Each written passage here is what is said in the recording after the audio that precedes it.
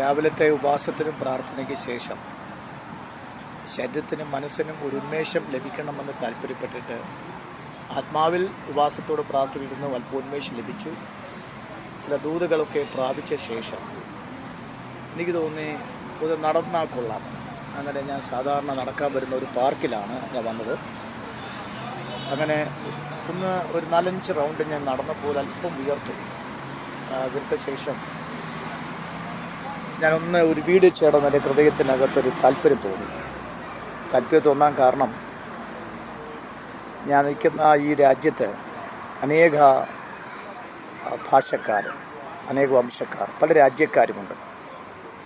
അവരൊന്നിച്ചുള്ള എൻ്റെ നടപ്പ് അല്പം ഒരു താല്പര്യം തോന്നി. ഞാൻ അവരെ അനുഗ്രഹിച്ചാണ് നടക്കുവാടിയാക്കിയത്.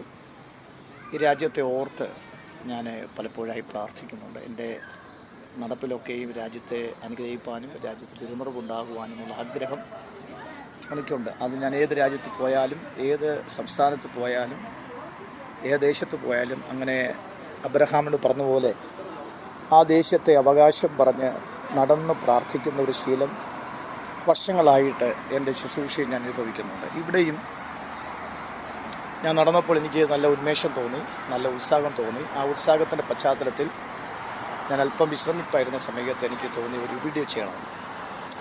ശരീരത്തിനകത്ത് ഒരു ഉന്മേഷം വേണം എന്നത് നമ്മുടെ ഏതൊരു വ്യക്തിയുടെയും, പ്രത്യേകിച്ച് ഡോക്ടേഴ്സിൻ്റെ വലിയ നിർദ്ദേശം അതാണ്.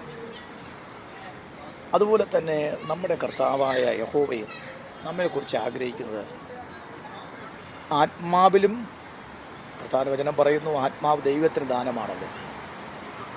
ആത്മാവ് പ്രകാശിച്ചെങ്കിലേ പ്രാണൻ പ്രകാശിക്കുകയുള്ളൂ. പ്രാണൻ പ്രകാശിച്ചെങ്കിൽ മാത്രമേ ശരീരത്തിന് പ്രകാശിക്കാൻ കഴിയുള്ളൂ.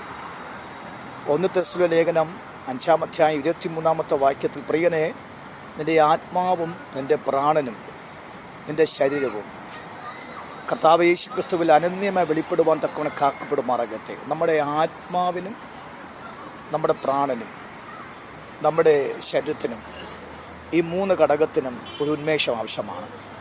നാം ആഹാരം കഴിക്കുന്നു, നമ്മുടെ ശരീരത്തിനും വിവിധമായ ആഹാര വിഭവങ്ങൾ കഴിക്കുന്നു നമ്മുടെ പ്രാണന് ഓജസ് ലഭിപ്പാൻ. അപ്പോൾ തന്നെ നമ്മുടെ ആത്മാവിനൊരു ഓജസ് വേണമല്ലോ.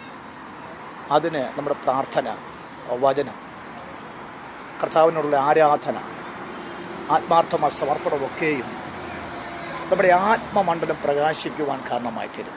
എന്നെ കേൾക്കുന്നതായ പ്രിയപ്പെട്ടവരുടെ ആത്മാവിൽ പറയാം, നമ്മുടെ ആത്മാവ് പ്രകാശിക്കണം. പ്രാർത്ഥന, ഉപവാസം,